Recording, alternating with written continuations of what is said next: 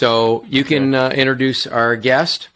So, Sam, you hear us? Well, yep, you're great. Recording now. Okay, yeah, we're recording. Oh, nice. So say, okay, this is Max Stearns on Jeff Stearns Connected Through Cars. I'm here with today's guest. All right, go ahead. Yeah.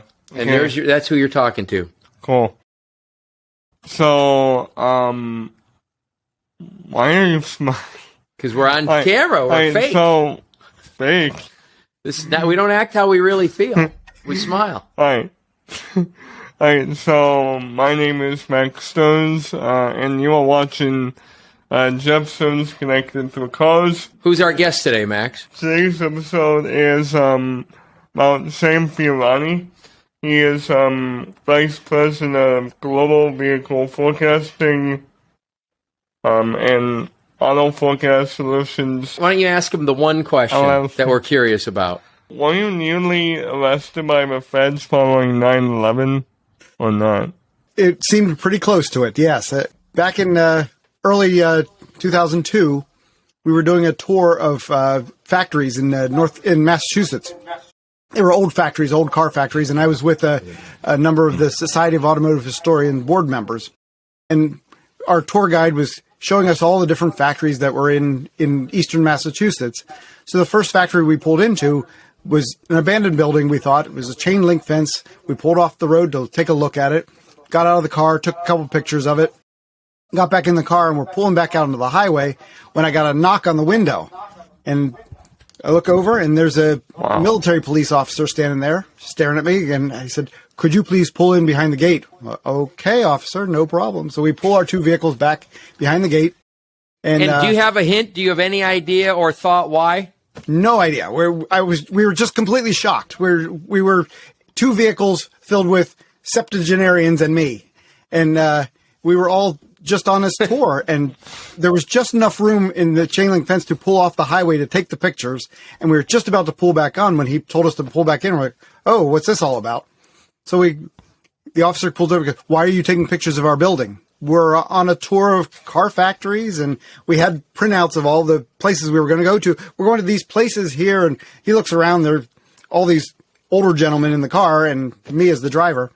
And as he's asking us all our questions, a younger MP comes up next to him, and he goes, "Oh, yeah, inside there's all this equipment for the assembly line and where they pull the cars across. It's still in there from what was 80 years before at that point."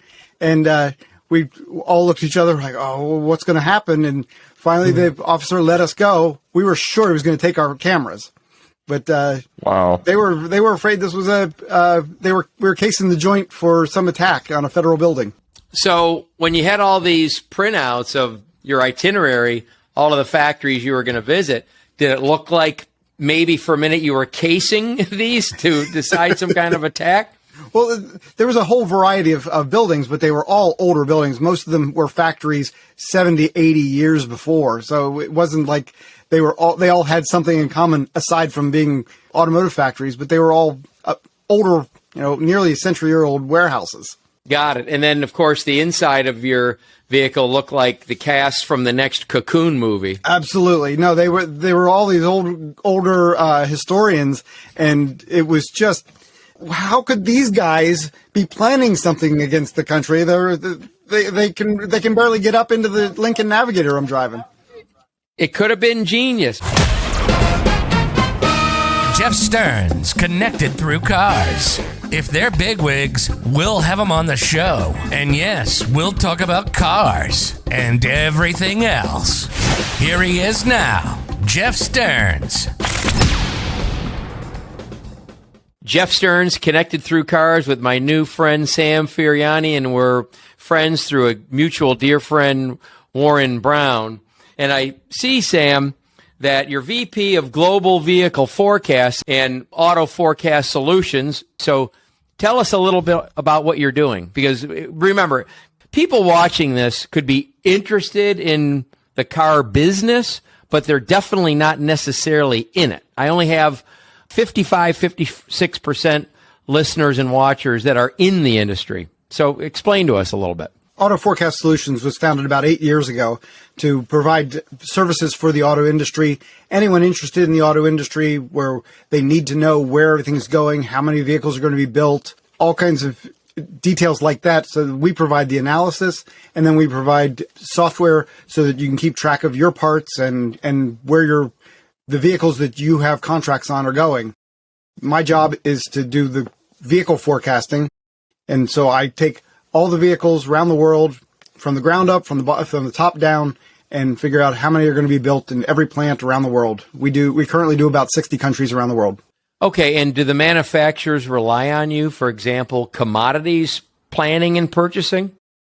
Manufacturers, suppliers, financial houses, anyone who's interested in the auto industry, we provide them the data that they need to do their business so they can do it more accurately and prepare for ups and downs. So if somebody's going to says they're going to build 100,000 vehicles, and they come to us and say, no, really, how many are they going to build? Oh, they're only going to build 75,000. So they have to be prepared for 100,000 if everything goes as planned, but 75,000 because we said that's only the number the market could bear. Well, I was in the retail car business for about 27 years, and my experience is that if every manufacturer hit every forecast number, that we would be doing something like 32 million. Oh, yeah. New cars a year. So do the manufacturers' targets agree with your forecasting? Half the time, most of the time, every time? Is it rare that they do, rare that they don't? How does that go? No, you're absolutely right. That if they were right, this market would be huge because nobody ever takes into consideration that there are competition out there, that somebody else is building a similar vehicle, and that a buyer would come in and say, oh, I like yours, but I like theirs better. So no manufacturer believes that their vehicle is going to lose in the marketplace. Warren Browne isn't in the room right now, so let's be honest. How do we feel about Warren? Warren is a great guy. He'll call me up and ask me some question about the industry, and then we will talk for, 5 minutes to an hour on any topic that is bothering him at that moment. And it is a great discussion. We get to throw stuff back and forth and figure out what's going on. And sometimes I change his mind, and most of the time he changes mine. But he's a great guy to talk to about anything in the industry, anything economic. He's got such a depth of history that I can ask him about anything, and he'll relate some story that he knows that he actually went through with that topic. It's great to talk to him. So when you say 5 minutes to an hour with Warren Browne, what do you do after he introduces himself for the hour? Yeah, well, it's usually, I just need 5 minutes of your time, and then, an hour has passed. We get a little scope creep on how long the conversation is going to go, but I love Warren. He's been a guest a couple of times, and he's really contributed to the growth of the show here. So I love the guy, but I thought if you wanted to take a shot, let's go back, if you don't mind, to what you're doing day to day. I'd like to go a little bit deeper because I don't know if I don't even know if everybody in the car industry knows what goes into planning. So maybe you can give us a little bit of a timeline. I'll rough it out, and then absolutely feel free to correct me. Don't worry about making me look good. So manufacturer approves a program or is looking at a program. The program is being pitched by a group of engineers or sales division or what's coming next, whether it be performance cars or the three-wheel car or electrification or whatever, or we need a small truck, we need a big truck, whatever it is. They come out with what we call in the industry a program, a new vehicle coming out. Then the manufacturer is looking for feasibility, and usually it's ROI. Is it going to make money? And there's been times where it's just, you might think, why wouldn't it always be that? But there's been times where it's been market share this. Who knows? So they go into the feasibility of ROI or it's selling, even if it didn't necessarily make money. And then they need the analytics guys, which are often in-house, but in your case, contract, to tell them how many, Sam, are we really going to sell? And do you also have anything to do with the backing into the actual cost or the backing into what the market will bear on retail? Feel free to fill in on any of that. Most of our clients are on the downstream side. So they're suppliers who have gotten a contract, and they're looking at a contract from a vehicle manufacturer, and the vehicle manufacturer says, we're looking to get into the minivan space. So we need to look at how big the minivan space is, what are the competitors in and out of that segment, and how many they'll actually build based on what they've done in the past, what the market has done in the past, all these different pieces that go into the whole puzzle. And we bring that together and say, they're going to sell 100,000 of these a year. So you need to be prepared for at least 100,000 parts. Right. And this could be a windshield. This could be a transmission. This could be tires. This could be a power window switch, whatever.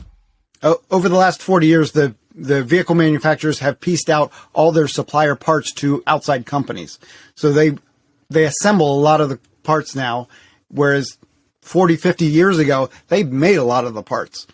So a lot of these companies have to provide them with the seats, with the engine control systems, with all the different pieces that go into their final product. What percent of the parts does the manufacturer make in-house now? Anymore, it's engines, transmissions, and body stampings. But then they'll go on from there and get the door modules, the windows, all the electronics in the doors are an outside kit that come in. Interior, a lot of the interior pieces are outside pieces. Most of the vehicle comes from a supplier, but the heart of the vehicle, the core parts, the frame, the chassis, and the engine and transmission, those are usually in-house. Very interesting. And I mean, I don't think anyone who hasn't seen it could fathom the number of parts, and miles absolutely. of wiring loom and whatever that goes into a car or a vehicle.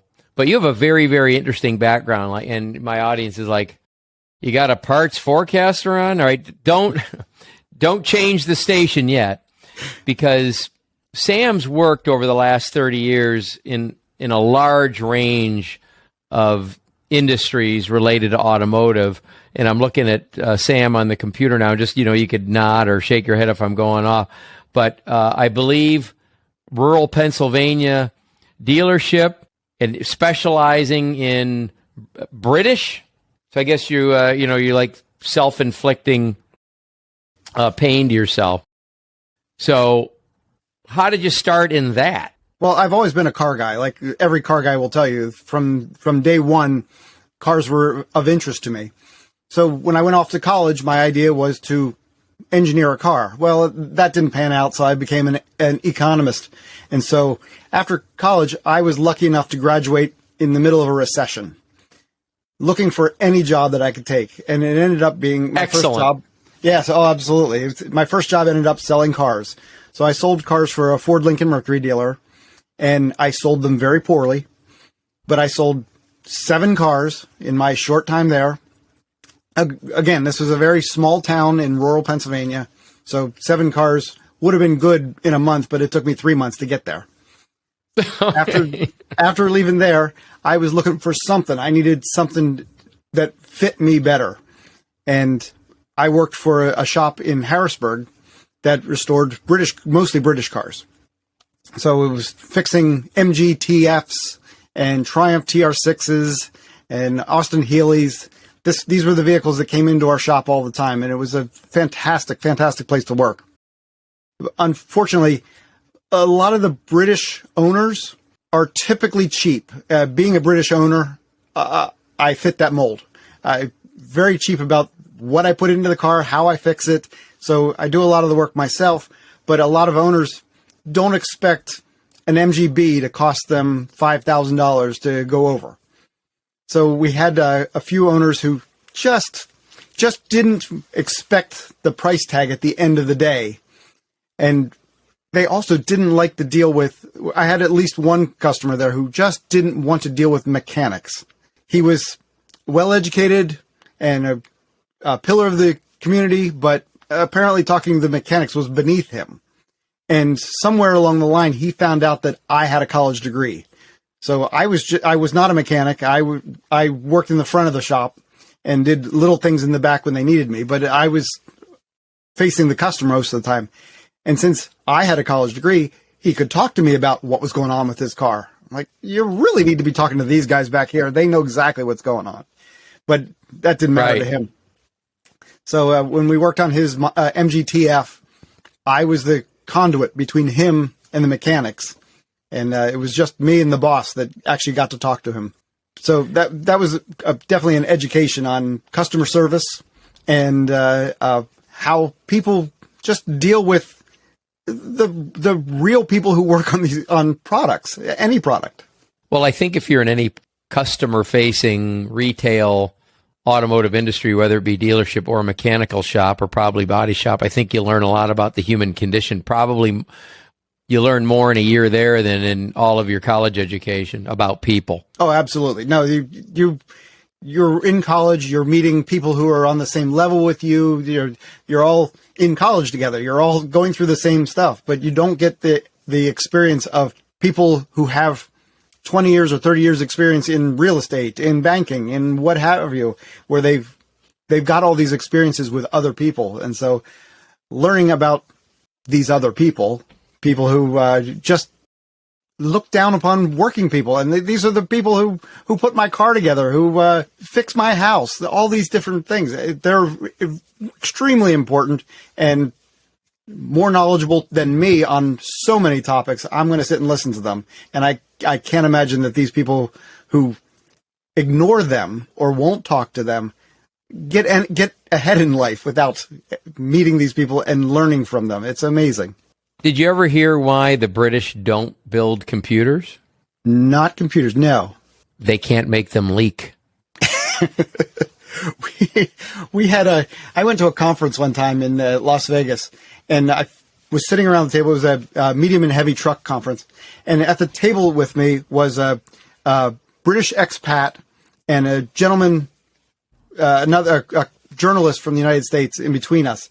And the British expat and I were trading British jokes back and forth. And the guy in between had never heard any of them. Like, why do the British like warm beer? Why? Lucas refrigerators. Plenty of them. And my favorite is, what are the three positions of a British light switch? Off, flicker, and dim.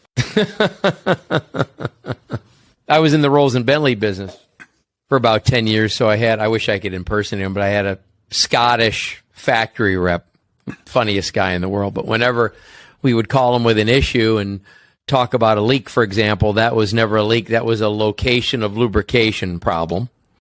And they never broke down. They just ceased forward motion. And there was no problem with the leak. That was just internal and external lubrication like an aircraft. But yes, he was funny with the brogue, man. And I mean, British are funny as hell, no doubt about it. So then what about Steel Motors? Well, Steel Motors was, like I said, I got to touch all kinds of different British cars. It was fantastic to work there. I've owned an MG for the last 35 years. And so this was where I got to find the parts that I needed to fix my car and learn about what was wrong with my car and how to correct it. The guys who worked there, Kelby Steel owned that place, and we were building the place up into what it eventually became. It was just expanded out from this little one-car garage to a full warehouse where we could fix everything. We had all kinds of cars in there, from Jaguars down to Minis, and repaired just about anything with it, that came from the islands. Being the smallest person in the shop, I was the one who could check the brake fluid in an MGTD, which meant I had to crawl underneath the steering wheel and then put my finger inside the well to find out how much was in there, because you physically couldn't see it from anywhere in the car. Reservoir. Oh my God. Oh yeah. Oh my God. That's great. And but the British car technicians, I mean, you got to give them credit, because they were true mechanics, true diagnosing, searching for the problem. You can't do like a parts replacing deal with those cars, or you'll do the value of the car twice before you figure it out. Yes, I drove a TF one time, and I love this car. It's an old school car. It's rickety and everything. Yeah, it drives like a Model T. I'm like, yeah, that's what I like about it. It was just cobbled together. It was just fantastic to drive. Granted, I didn't take it on the highway or anything, but it was a fantastic car to experience. Big seesaw steering wheel and no synchros in the transmission. Just an old school car. Well, right. You need to know how to handle it, and it was a visceral experience, no doubt about it. So then you moved to Philly to get a job that your dad liked?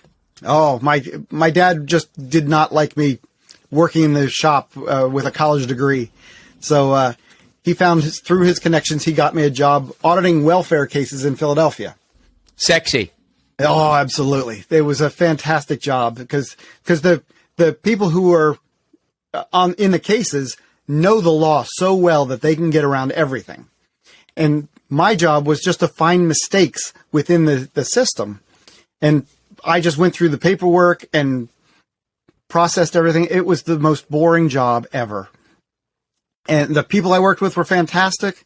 They loved me. I loved them. But I could just barely make ends meet on this. And because it was a union job, I was last hired, so I was going to be the last one promoted, the last one with a raise.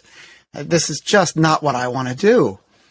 So I called around, and I had a mentor at the time, Stan Stevenson, who used to work for the Chilton Book Company. And I said, Stan, I found this company that I really want to work for. I had a copy of Automobile magazine. It's probably back there on the wall somewhere. And they had a page of statistics. And it happened to be a local company. I was in Philadelphia, and this was in Westchester, Pennsylvania. I really want to work at this company. And Stan, being very honest that he was, said, they won't hire you. I know the guy who runs the place. He won't hire you because you have no experience. Like, oh, what do I do? I can't do this job. I want to do something else, something automotive. And he said, I'll get you an interview. So he got me into Chilton to interview for the book company, writing car repair manuals. And that's really an iconic name. I mean, to be able to go to Chilton's had to be exciting. It was. No, I grew up with Chilton books. I've got a couple up on the shelf over here. This thick on your bench, sure. Absolutely, yes. And so my first car, my dad walked home with one of the books and said, here's your repair manual for this car. I walked in to interview for the job. The interview was a process of like 4 different editors. And in one of my interviews, one of the editors said, well, if Stan said you're good enough, that's good enough for me. I was 24 years old. I was slow. I was driving home going, wait a minute. I think I just got that job. It was honestly half an hour after he had said it that it sank in what he had said. So I got a call a couple days later, and I started working there and spent 5 years at Chilton. Now, what were you doing with Chilton's? Were you the guy taking something apart and putting it back together so you can put the process down, or exploding the part with the arrow, with the lines pointing to the die? Who were you in Chilton? I was an editor. My job was either writing repair procedures or editing wiring diagrams. When I started there, I was the last person hired for the old way they did business. So shortly after I got hired, they decided they're going to make everything digital. So we got our first real computers. We were working on word processors before that. Around the time that I was working there, the Pittsburgh Press, I think it was on strike, and they had a picture of the reporter's room, and all of them had the exact same terminals that we were working on. So these were old terminals with green and white screens and a mainframe that ran the whole thing. It would go down 2 or 3 times a day, and everybody would lose all the work they had just worked on because the system crashed on them. So we were getting PCs, and when my boss found out that I knew how to use a PC, he gave me one of like the 2 PCs we had on the floor. So that was how I did some of my work. But shortly after that, we upgraded so that we could do all our work digitally. So we had to learn a new programming language. We got all these brand new Windows computers and started digitizing all the work we had been doing for years. So they hired a whole new set of editors that year to fill up the new discs that we were going to start selling. We were watching the competition that was already on that direction, and so we needed to leapfrog them. So we found the best technology we could find at the time to generate these new Chilton discs. It worked okay, but it was a lot of work, and I think they lost a lot of money on the project. Sure.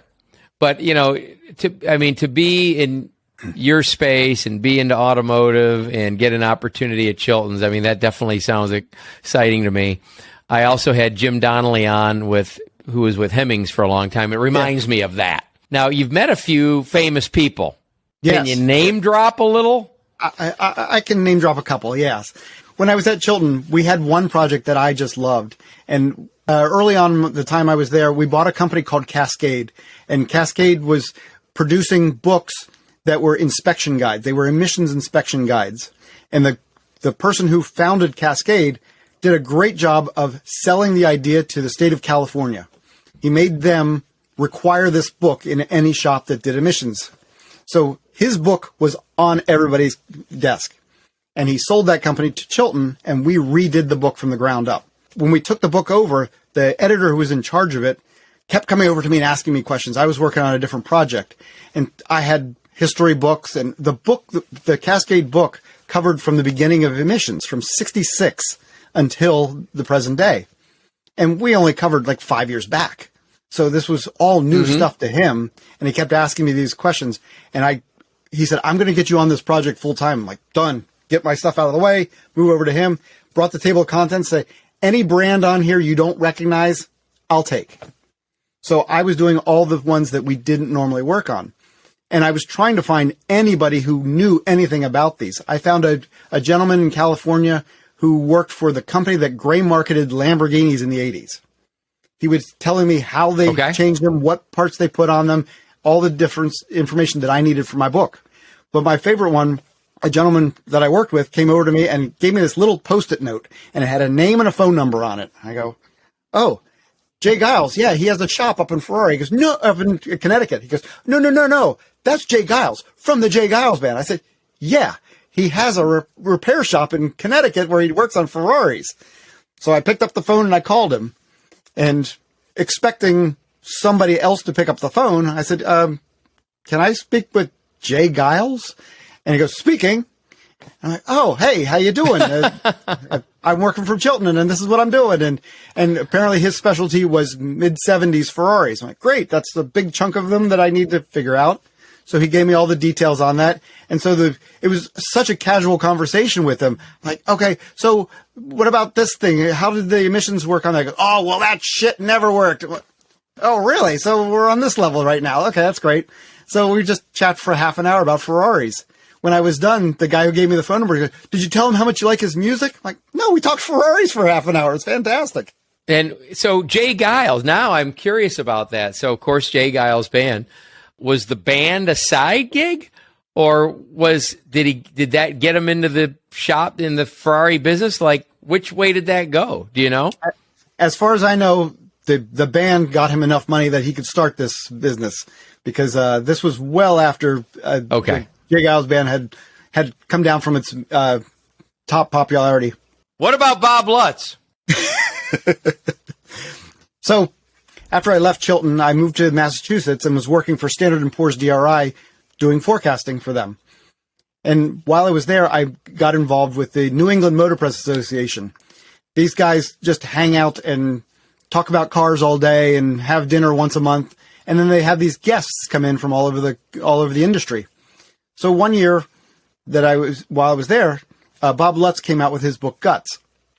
And Bob Lutz was invited to have dinner with us and sat literally right next to me as we had dinner together. Great guy to chat with, great guy to talk to anything about cars, because he has such a depth of history going back through all the major car manufacturers, going back decades. He's fantastic to learn from. We were chatting it up. I wouldn't say we were friends, but we were friendly at least. That was in the late 90s. Fast forward about 10 years, and I'm walking through the car show at the Detroit Auto Show with a coworker, and Bob Lutz is walking towards us. And I said, oh, that's Bob Lutz over there. And I walked right up to him and reintroduced myself to him, introduced my buddy to him. We talked for a couple minutes, and then we walked on, and my buddy just nearly freaked out. He goes, you just walked up to Bob Lutz? And I'm like, yeah. He's a nice guy. We've met before, and I just wanted to introduce you to him. And it was fantastic to run into him and talk casually with him, even at the car show there. And you're just so jaded. It was no big deal to you. You know, I would be hanging on to his pant leg getting dragged. I'd be such a groupie to Bob Lutz. Oh, absolutely. No, I've been fortunate enough to run into and meet and know a bunch of great people who most people wouldn't know who they are. And one of them was a automotive historian named Taylor Vinson. Taylor was very active in the Society of Automotive Historians when I was there. And he was also in charge of making sure that cars get the proper certification when they become imported into the United States. So his job was just to work the paperwork to make sure that every car company could get their vehicles certified. Connecting Bob Lutz to this, Bob Lutz was introducing the Cunningham to at the Detroit Auto Show, at the New York Auto Show, I believe. And next to it, this Saleen S7 was just being introduced. This is a brand new exotic sports car with a dedicated big block V8 engine, everything. It was a spectacular car when it came out. But we were at the media introduction, and one of the media said, "Do you have all your certification?" And without a doubt, we have all our certification. We have all the paperwork. And Taylor is standing right next to me, and he leans over and goes, "They don't have the certification. It's sitting on my desk right now." So I knew that the Saleen was not ready for prime time yet, but it was coming. Saleen S7 was a nice car. I went to the Petit Le Mans with Steve Saleen and his rep because they were talking to us about taking that franchise. The car you're talking about is with all the vents and louvers and all the business. Yep. And that's when I learned, when I went to Petit Le Mans, that's when I learned that I could only watch a race for 10 minutes. Maybe 15. I think, the car I'm interested in comes around 3 times in 15 minutes. And, I'm pretty much done. I think I went to a movie, came back, everyone asked where I was. I told them I was at another tent. So if you're watching this, Steve, I'm sorry. Go ahead. I've been a lifelong car guy, but I just have never really gotten into racing. And I think I figured it out is because I'm a car guy and I don't necessarily care about the personalities of the people driving them. So when NASCAR decided to make them all the same, it lost it for me. I want to see different bodies going around there. I want to see the different engines. I want these cars to be close to what you can get on the street, or at least look like it. They don't anymore, and I've lost that taste for racing. Well, don't feel bad. I actually had Derek Bell on one of our shows, and I said, if you're not racing, how long can you watch a race? And he says, honestly, because the car comes around every 4 minutes and something. So anyway, you considered starting your own car magazine, but someone that none of us ever heard of talked you out of it. Yeah, well, I've always wanted to start a car company, and then I wanted to start a car magazine because that was at least more affordable. So I could do that one. And when I was in between jobs, and I said, "Oh, this is my perfect time to start this magazine that I've always wanted." So I asked around and asked some people who could help me get the ideas that I need. I need to learn from people who've done this before. Somebody gave me the phone number for David E. Davis, the man who founded Automobile Magazine and longtime editor of Car and Driver. So I called up David E. Davis directly, and I can remember him picking up the phone and in his gruff voice answering all my questions. I was like, "Yeah, well, I'm thinking about starting this car magazine." He goes, "Do you know how much it cost me to start Automobile Magazine in 1986? I'm like, "No, how much did that cost you?"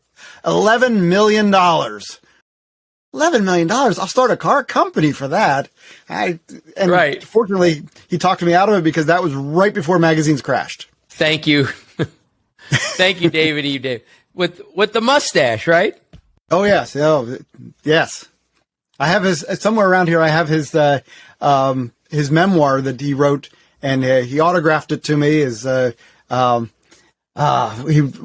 He's big into whiskey, and he signs it, "Yours truly through whiskey." Yours truly through whiskey. Yeah, I remember it being out there because he spelled whiskey without an E, and I had always seen it with an E, and so it was. I'm like, did David E. Davis misspell whiskey? I'm like, oh no, it's a appropriate spelling for whiskey, but it always stuck with me because that was his saying. Well, okay. I mean, that could definitely be a slogan for AA. So tell us, Sam, about your foray into Automotive Traveler magazine. I've been writing a little bit here and there, just on the side, for a bunch of different magazines.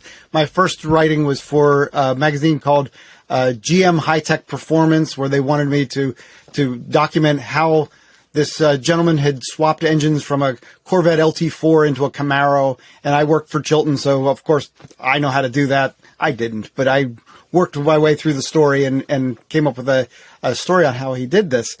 But that was my first article. I made articles for Auto Body Repair News, where I talked about how to do repairs on Audi A8s. The aluminum body structure on Audi A8 was a fantastic learning experience from the mechanics who did that kind of work. And I met a bunch of other people who worked for different magazines, and through the years, they would ask me to write something here or there. Well, I met a gentleman, Rich Truesdale, who writes for a bunch of different magazines, but he had just started his own publication called Automotive Traveler. And Automotive Traveler was great because it combined the cars and the driving, where you're going and how to get there, and the car you're driving in. Or normally a magazine either does one or the other. We went here or we drove this.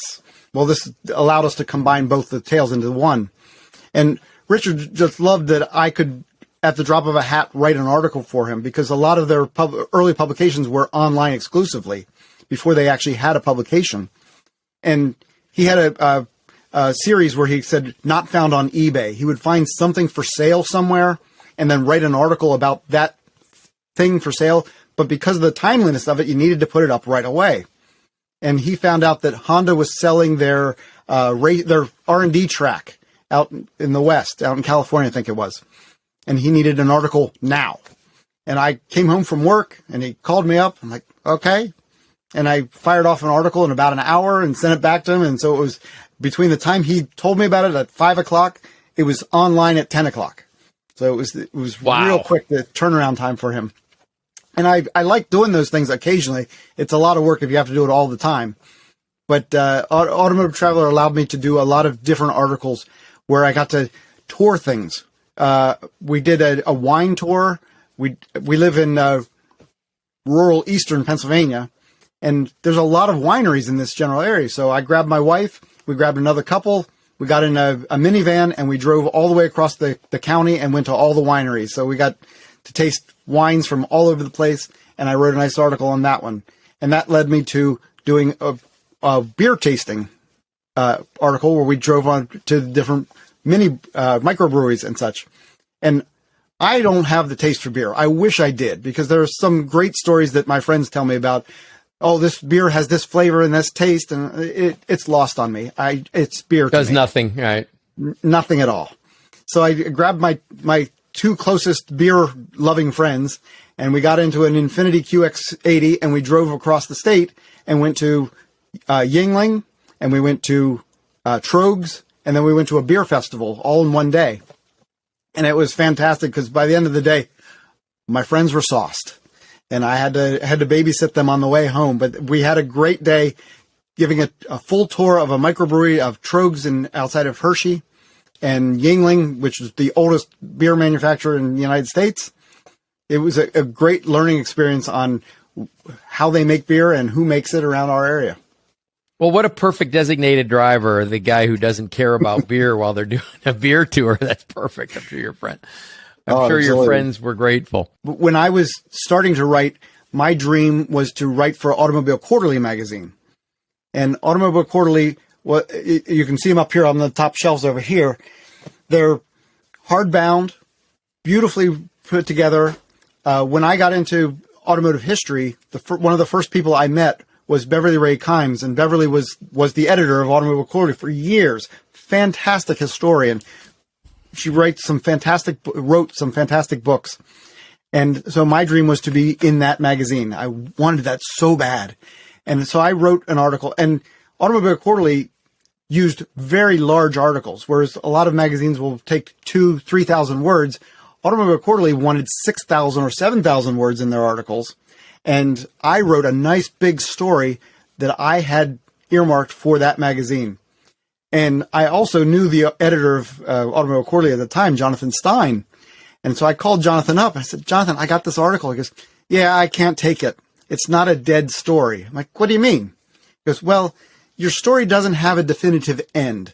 The car company I was writing about was not the most stable company in the world, but it was still in business. And he had requested an article before about Bugatti in the mid-90s. And between the time that they published it and the time it came out, the company went out of business. So he learned his lesson from that one. He said, I can't take the story because you don't have a definitive end to it. Okay, I appreciate that. So a few years later, I was talking to somebody else. I said, I've got this big article that I spent all this time writing. I want it published somewhere. So they said, well, why don't you call Collectible Automobile? And I did. And the editors of Collectible Automobile were fantastic, but said, I don't know that we have a place for that article, but we'll call you if we do. Well, okay, I'll never hear from you. Right. And then 2 or 3 months later, do you have that article? I'm like, sure. He goes, could you cut it down to 3,500 words and we can put it? I can do that.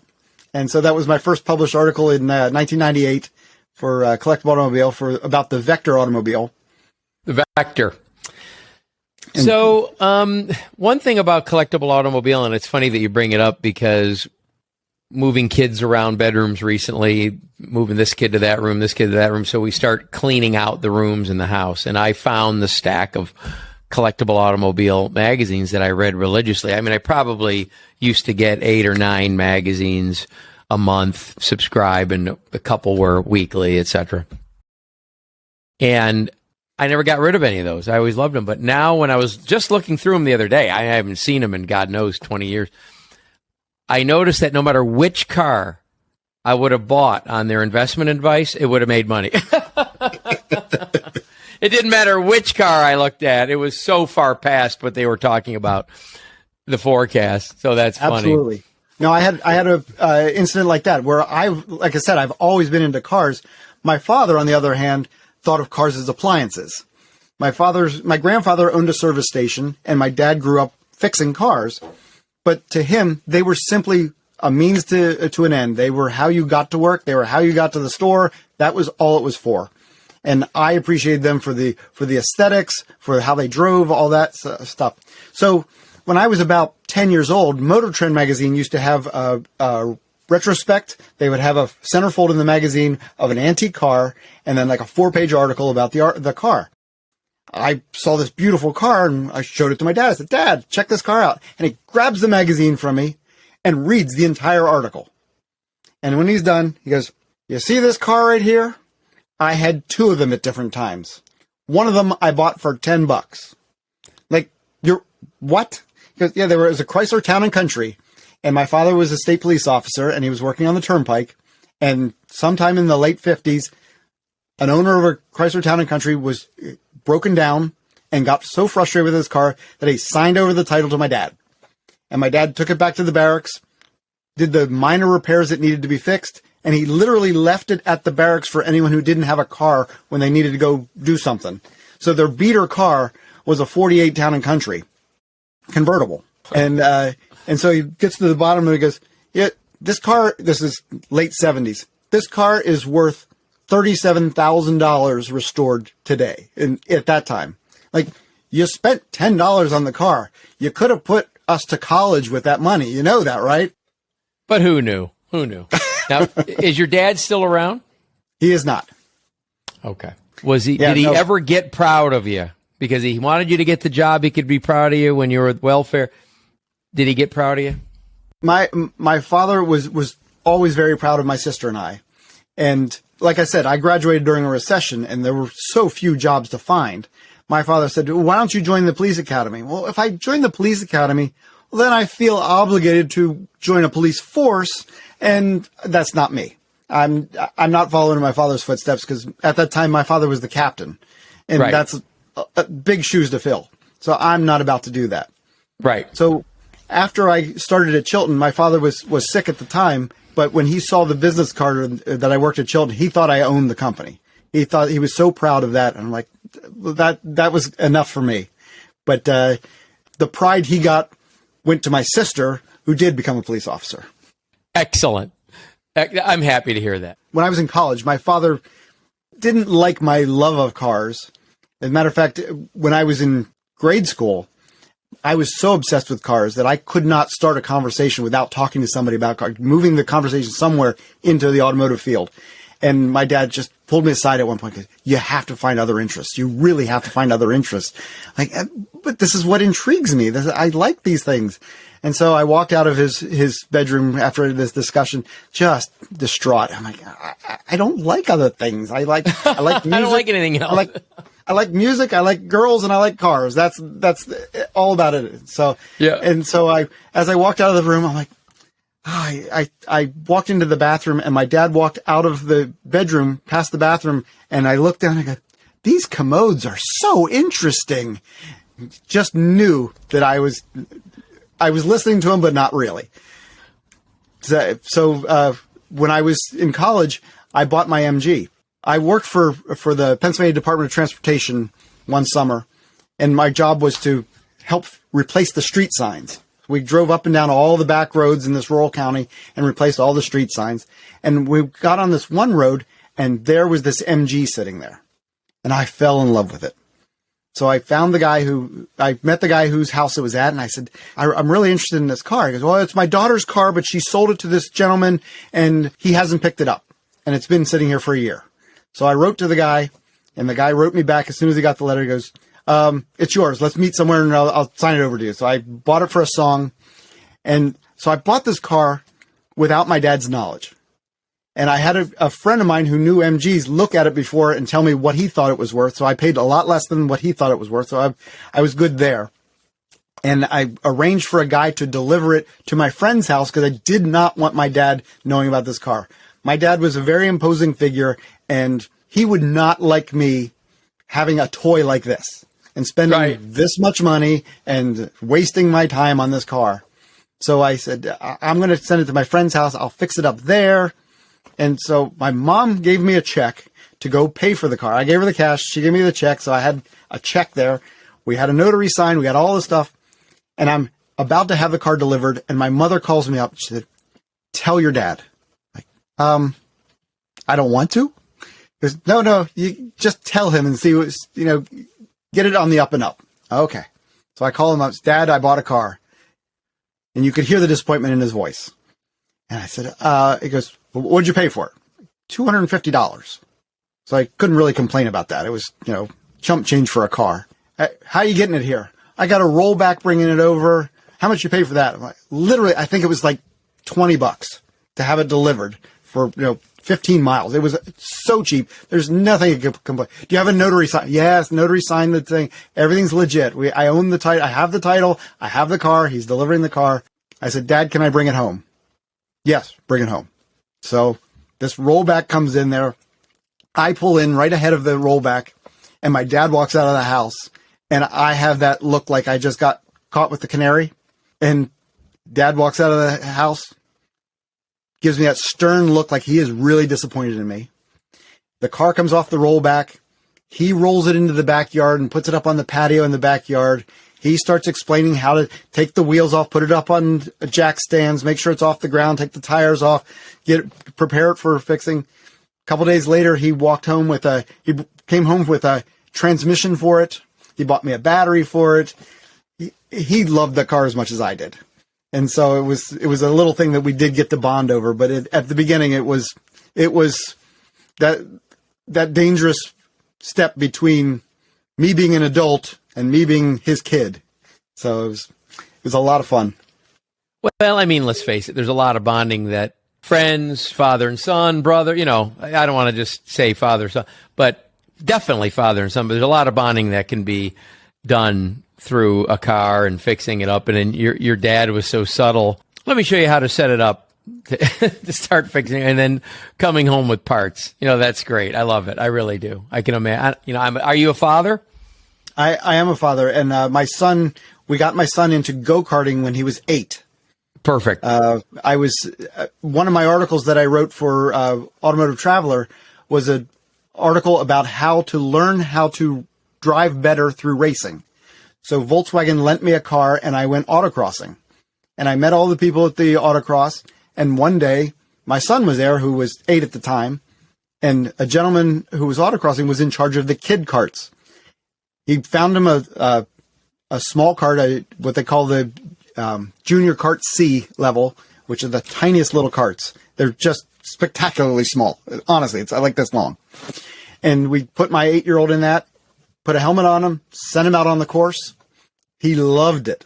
Of course, what a great thing. So he ended up getting a cart for Christmas, and he's been racing for 9 years. He's moved up into the actual shifter carts now, so he's racing along. His mother cannot watch them because they are way too fast for her. But the last race he was at, the races, the SCCA puts on these races around here, and they are everything from Corvettes and Porsches down to shifter carts. And the shifter carts while being the smallest vehicle on the course, are the fastest vehicles on the course. And the last time he raced, he was literally the second fastest vehicle on the course. That's fabulous. And just did a fantastic job. And he is his own mechanic. He is his own driver. I pay the bills and he races. That's phenomenal. It really is. I had many cars in common, many cars in common with my father, who I lost about 10 years ago. But my 19-year-old son has a 71 F100 truck in my garage with an engine puller. Engine's not out, but the chains are on the engine. And a 69 Galaxy Coupe, ugliest car you've ever seen, out in the driveway that all the neighbors are thrilled about. But it's, who cares? I mean, that's going to be what we talk about later, or what he talks about. So Absolutely. How do you feel now, Sam? Are we good? Yeah, we're good. All right, this has been Sam. Oh my God. Fiorani. Sam Fiorani. You see, I forget the outro as well. This has been Jeff Stearns, Connected Through Cars.